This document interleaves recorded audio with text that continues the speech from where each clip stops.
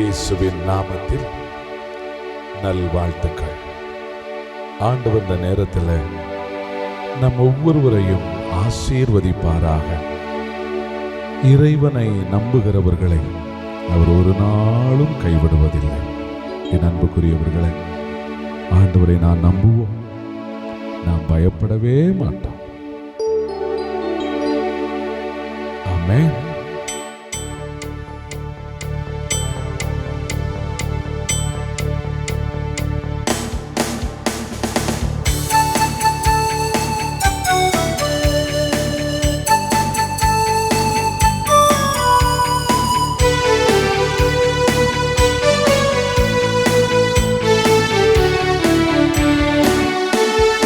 இறைவனை நம்பி இருக்கிறேன், எதற்கும் பயப்படேன்.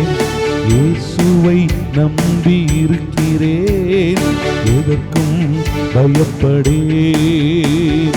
இவ்வுலகம் நமக்கெதிராய் என்ன செய்ய முடியும்? இவ்வுலகம் நமக்கெதிராய் என்ன செய்ய முடியும்? ஹல்லேலூயா, ஹல்லேலூயா, ஹல்லேலூயா, ஹல்லேலூயா, ஹல்லேலூயா, ஹல்லேலூயா, ஹல்லேலூயா, ஹல்லேலூயா.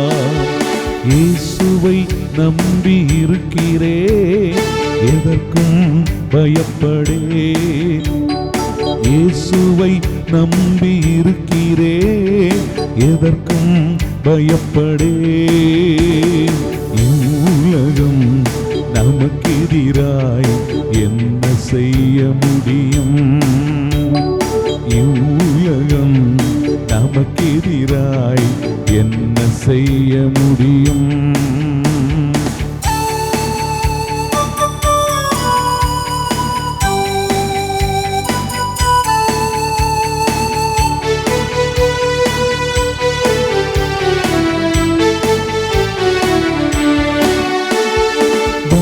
என்னை ஆட்கொண்டால் பாடுவேன் அதிகமாய். திருவசனம் தியானம் செய்து ஜெயம் எடுப்பேன் நிச்சயமாய். பயம் என்னை ஆட்கொண்டால் பாடுவேன் அதிகமாய். திருவசனம் தியானம் செய்து ஜெயம் எடுப்பேன் நிச்சயமாய்.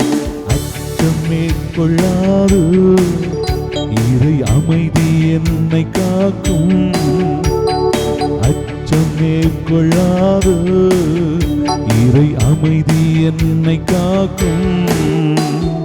இவ்வுலகம் நமக்கெதிராய் என்ன செய்ய முடியும்? இவ்வுலகம் நமக்கெதிராய் என்ன செய்ய முடியும்? ஹல்லேலூயா, ஹல்லேலூயா, ஹல்லேலூயா, ஹல்லேலூயா, ஹல்லேலூயா, ஹல்லேலூயா, ஹல்லேலூயா, ஹல்லேலூயா.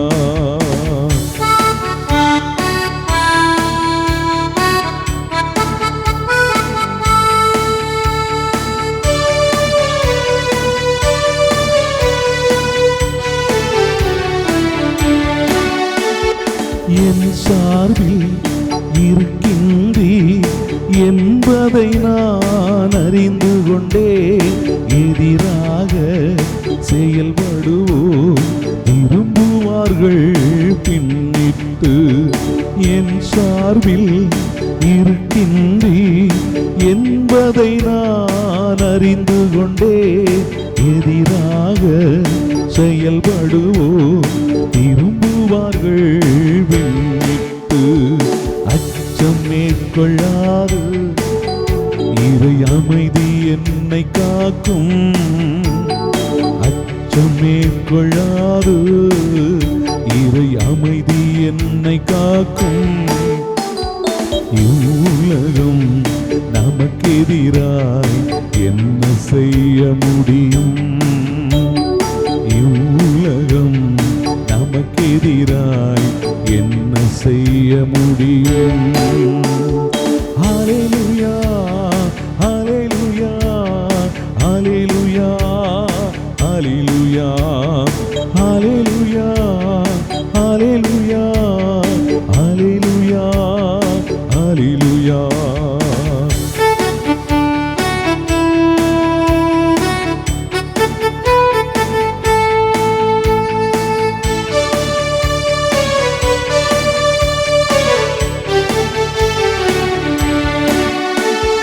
சாவின்று என் உயிரை மீட்டீரே, கிருபையினால் உம்மோடு நடந்திடுவே உயிர் வாழும் நாட்களெல்லாம். சாவின்று என் உயிரை மீட்டீரே, கிருபையினால் உம்மோடு நடந்திடுவே உயிர் வாழும் நாட்களெல்லாம். அச்சம் மேற்கொள்ளாது இறை அமைதி என்னை காக்கும். அச்சம் மேற்கொள்ளாது இறை அமைதி என்னை காக்கும். இவ்வுலகம் எனக்கெதிராய் என்ன செய்ய முடியும்? இவ்வுலகம் நமக்கெதிராய் என்ன செய்ய முடியும்? ஹல்லேலூயா, ஹல்லேலூயா, ஹல்லேலூயா, ஹல்லேலூயா, ஹல்லேலூயா, ஹல்லேலூயா, ஹல்லேலூயா, ஹல்லேலூயா. இறைவனை நம்பி இருக்கிறேன், எதற்கும் பயப்படேன். இயேசுவை நம்பி இருக்கிறேன், எதற்கும் பயப்படேன். இவ்வுலகம் நமக்கெதிராய் என்ன செய்ய முடியும்?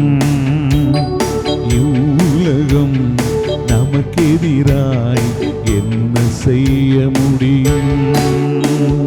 ஹல்லேலூயா, ஹல்லேலூயா, ஹல்லேலூயா, ஹல்லேலூயா, ஹல்லேலூயா, ஹல்லேலூயா, ஹல்லேலூயா, ஹல்லேலூயா, ஹல்லேலூயா, ஹல்லேலூயா, ஹல்லேலூயா, ஹல்லேலூயா.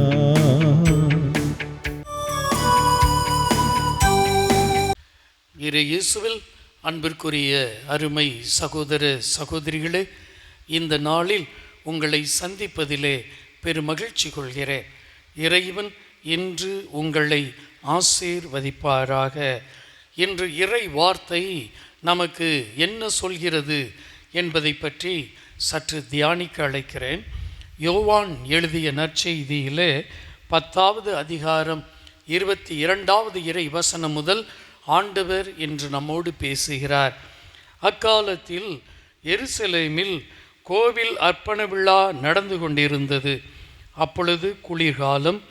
கோவிலின் சாலமன் மண்டபத்தில் இயேசு நடந்து கொண்டிருந்தார்.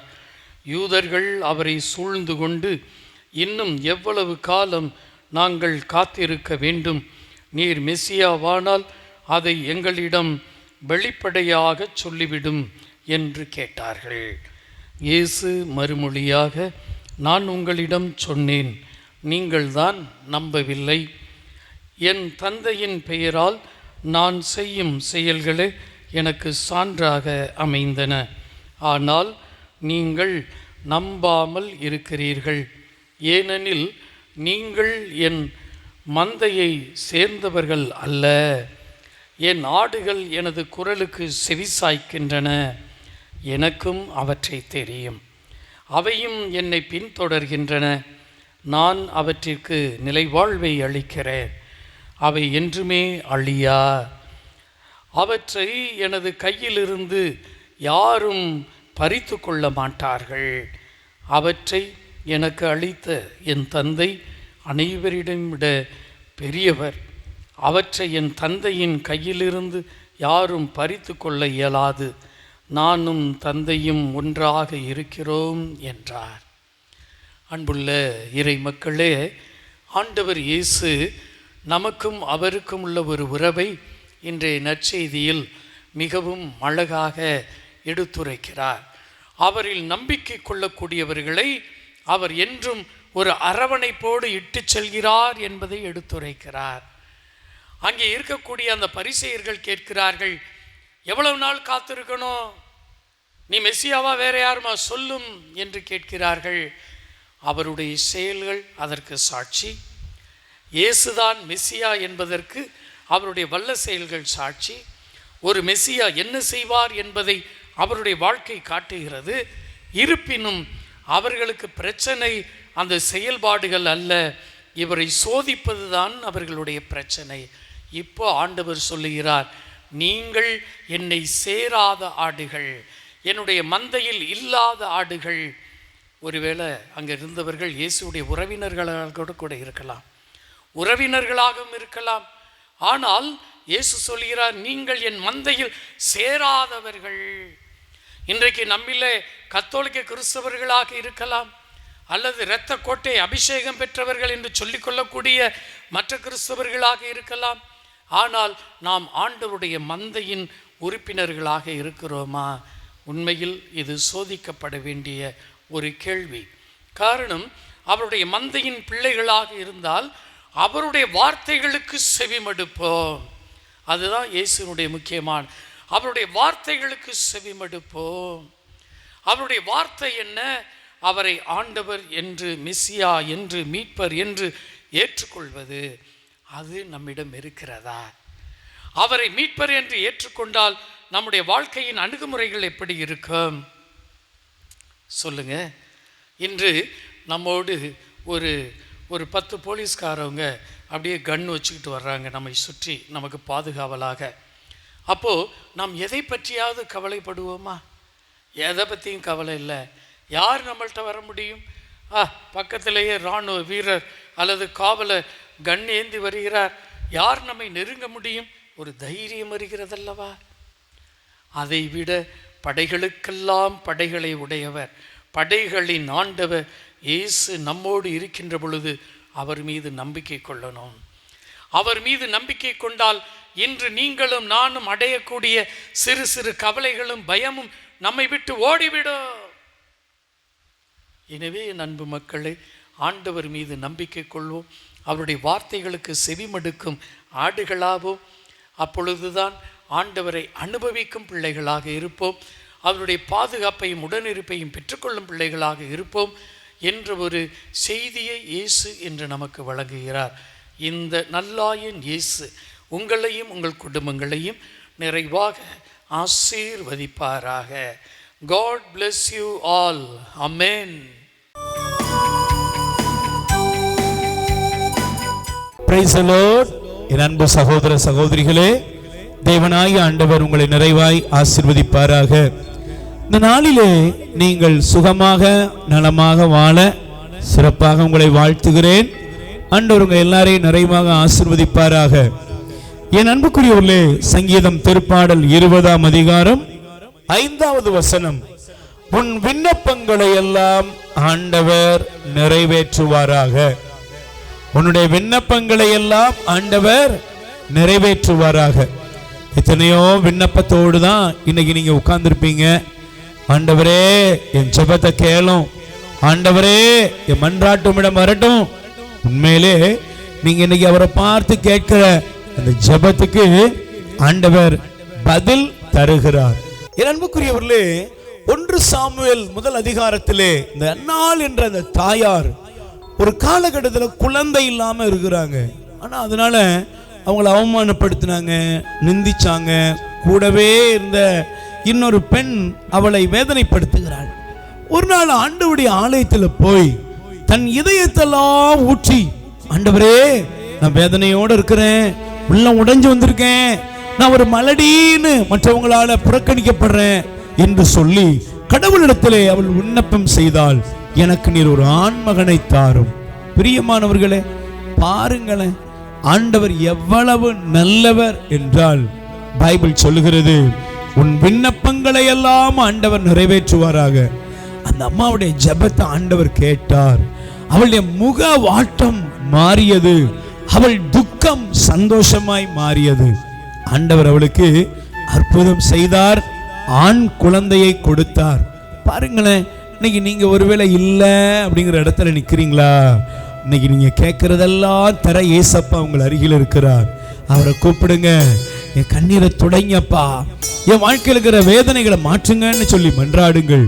ஆண்டவரே, நீங்க விண்ணப்பத்தெல்லாம் கேட்கிற அன்பு தகப்பனே, ஏதோ அன்னாளுடைய அந்த கண்ணீரின் விண்ணப்பத்துக்கு பதில் கொடுத்தீரே. இப்பொழுது இவர்கள் உம்மை நோக்கி மன்றாடுகிற இந்த விண்ணப்பத்துக்கு கனிவாய் செவிசாய் தருளும், ஆசீர்வதியும். இயேசுவின் நாமத்தில் பிதாவே, ஆமென். என் அன்புக்குரியவர்களே, திருப்பாடல் 20:5, உம் விண்ணப்பங்களை எல்லாம் ஆண்டவர் நிறைவேற்றுவாராக என்று உங்களுக்கு அற்புதம் நடக்கிறது. God bless you. மரியே வாழ்க.